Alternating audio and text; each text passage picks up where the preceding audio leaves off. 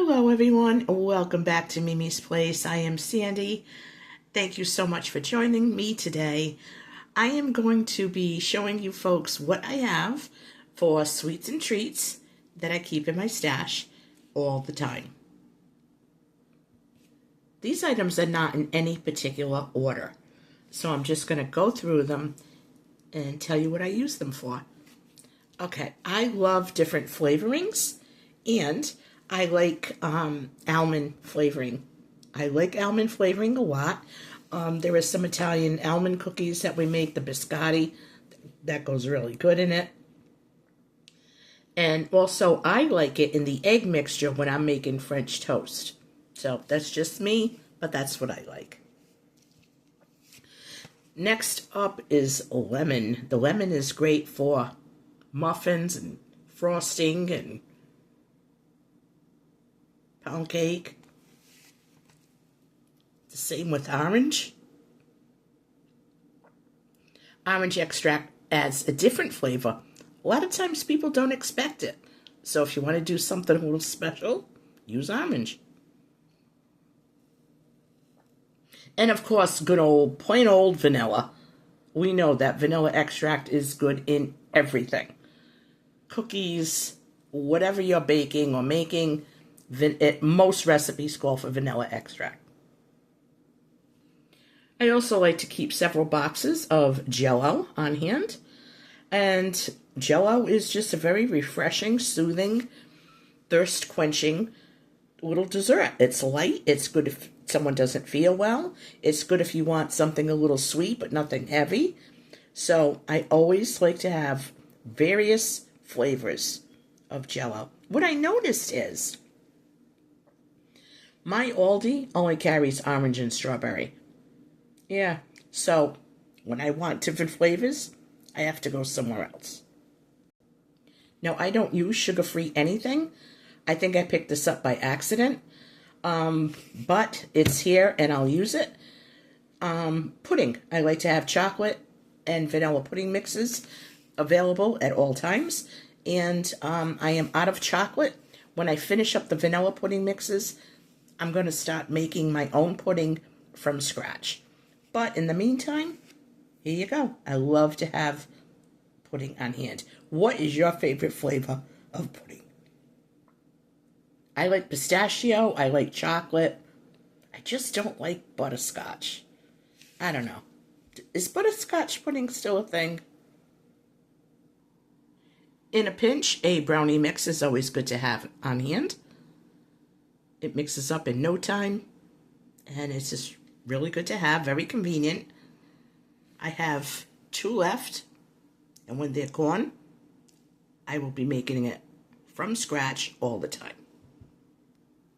Well, coconut. Oh, yes, gotta have your coconut. Coconut is great in summer beverages. It's great in desserts. There are some cookies that use it. I use it to make macaroons. Yeah, gotta have your coconut.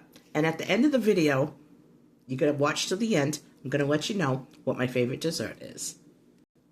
I don't use a whole lot of molasses, but I like to keep it on hand. Molasses I use personally when I make gingerbread or ginger snap cookies. So this is a staple. Look at that label. Yeah, gotta have your molasses. Next up is sprinkles. Yes, I like to keep little sprinkles.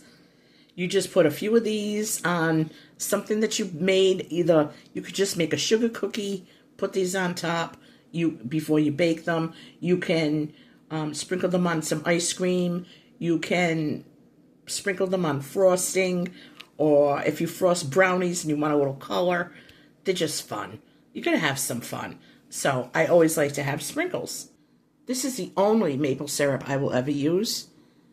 I use the pure, 100% pure maple syrup. We don't eat pancakes, French toast, waffles, that type of thing, maybe more than a couple of times a year. But I do use it when I make my homemade granola. So if we're going to have maple syrup, I want to make sure it's pure, 100% maple syrup. Honey, honey, honey, honey, honey. Yes, honey is good for hot tea. It's good in oatmeal. I use it for granola. Sometimes you could just take a teaspoon of honey if you have a cough. I found that for me last year and this last couple of weeks.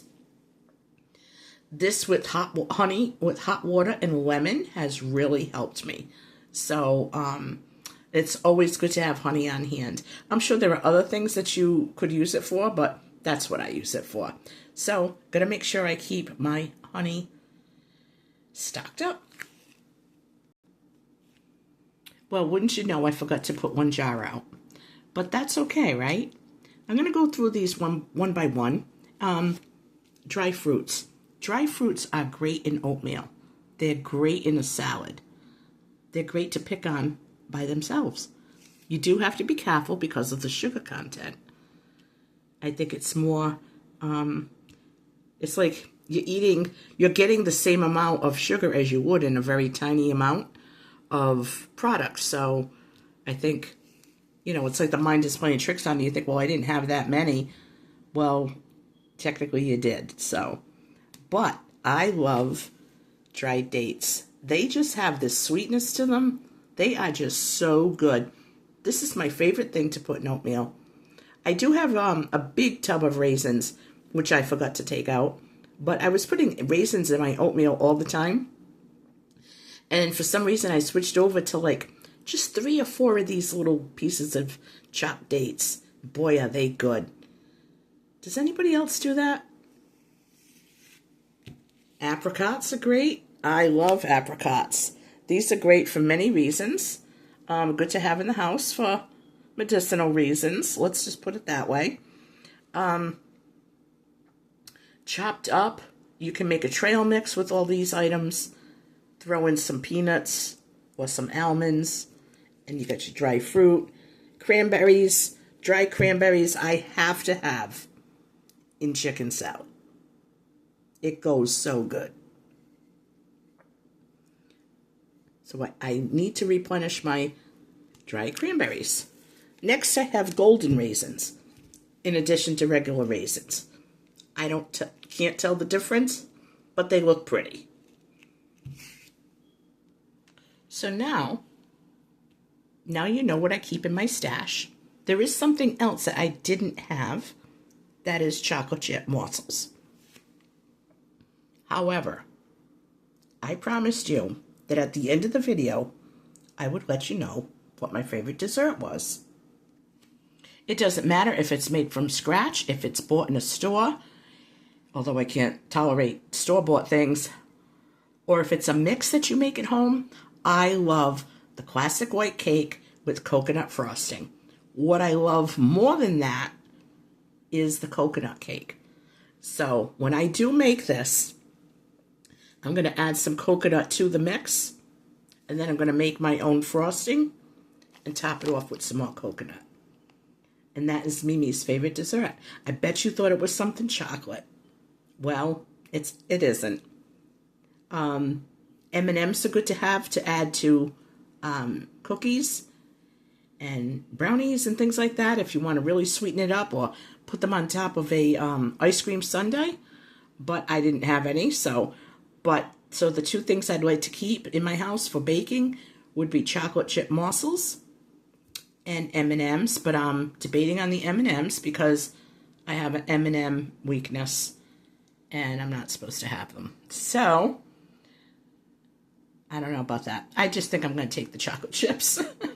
They are expensive lately, but guys, when you're using these items and you're baking, like the dry fruits and everything, you don't have to use as much as a recipe calls for, or as much as you usually do.